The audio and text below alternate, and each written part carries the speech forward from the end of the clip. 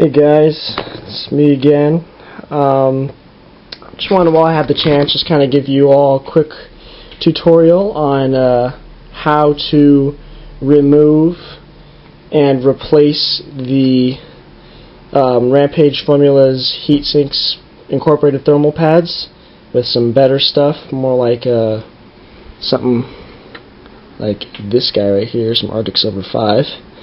Because if you haven't noticed, chances are, if you've done some overclocking with your Rampage Formula, you've noticed that the North Bridge, that guy, gets pretty damn hot. And, well, basically, as of pretty much what I knew all along, I noticed, you have that guy to thank for that. Now, I don't know what that looks like to you right now, but when I look at that, immediately I can tell something. It's as hard as a rock. It is not a paste at all. I mean, this stuff was welded to the North Bridge. I mean, like, it's not even budging.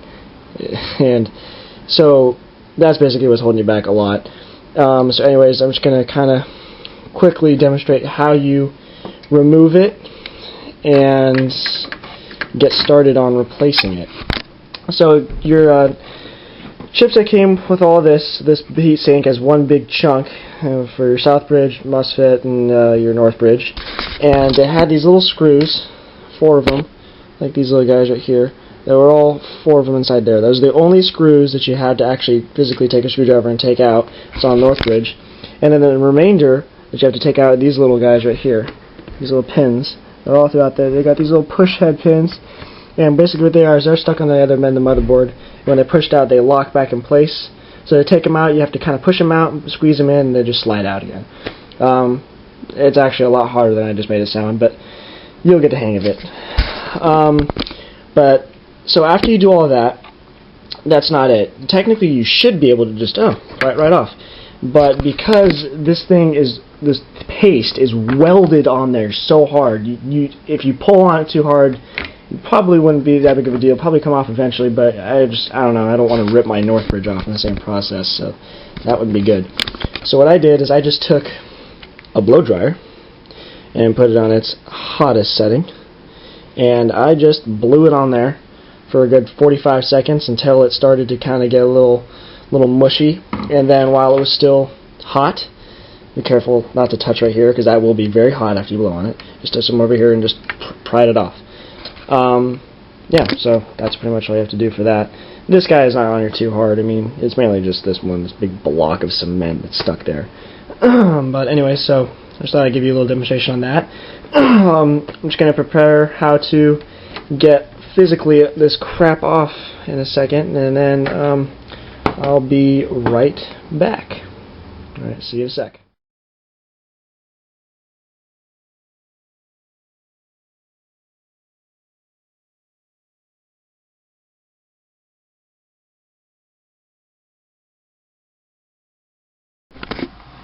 Alright guys, so I'm back again.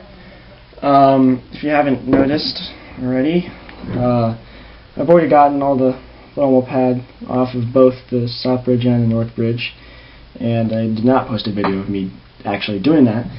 And the reasoning, or my reasoning, is because I felt like it was kind of pointless because it was really boring of a process and a really simple process, and I really feel like I can explain it to you in a video without actually showing you.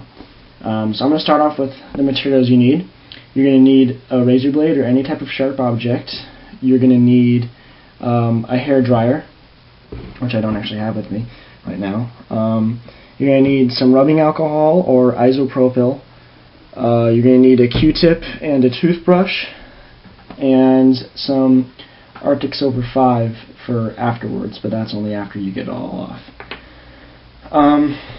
So yeah, so the process goes that you first take your hairdryer and you just apply some heat to both surfaces for a good 45 seconds to a minute, and you'll know when it's good to stop, using a hairdryer, because the thermal pad will start to get glossy and start to peel up at the corners on both. So that's when you know to stop and just take your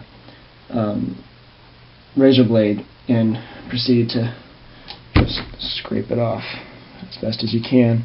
You're going to do that a good probably 2 or 3 times before it's 90% off.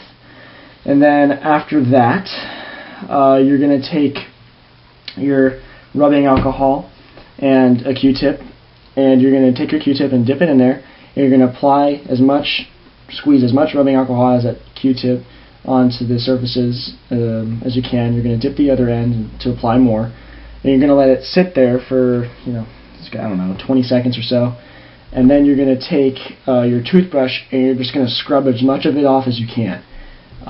So you're going to probably want to do that 2 times, so 2 Q-tips and 1 toothbrush, and then it should be mostly off.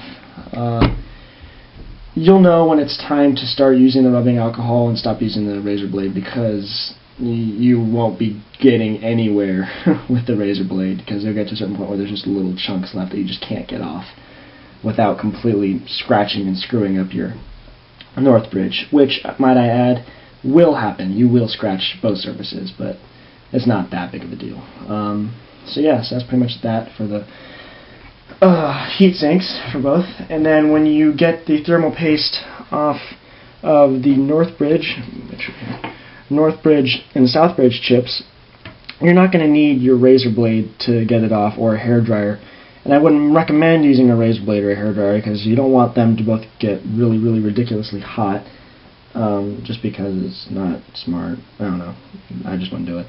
And you especially don't want to use a razor blade on the south bridge chip, because there's no integrated heat spreader metal thing covering the south bridge chip, so you could physically screw up the chip itself, which would not be good. And that you just simply don't need it. All you're going to need is your Q-tip, really, and your rubbing alcohol. You're going to dip it in there and just scrub it off with your Q-tip. And it should be pretty easy, because chances are your whole thermal pad came off with the heat sink and wasn't left on here. There's probably just some residue left on both that you could easily get off with just rubbing alcohol. So yeah, so that's where we ended up. You saw. That's what it looks like after getting it all off. Some scratches, like I said, but it's really not that big of a deal.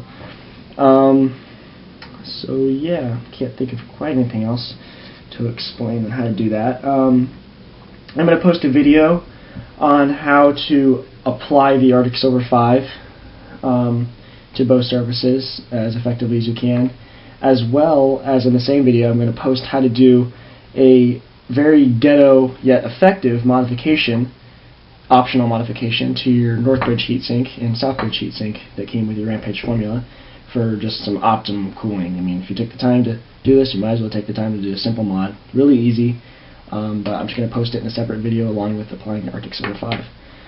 So, yeah, I'll post a link, and hopefully you guys will go watch that.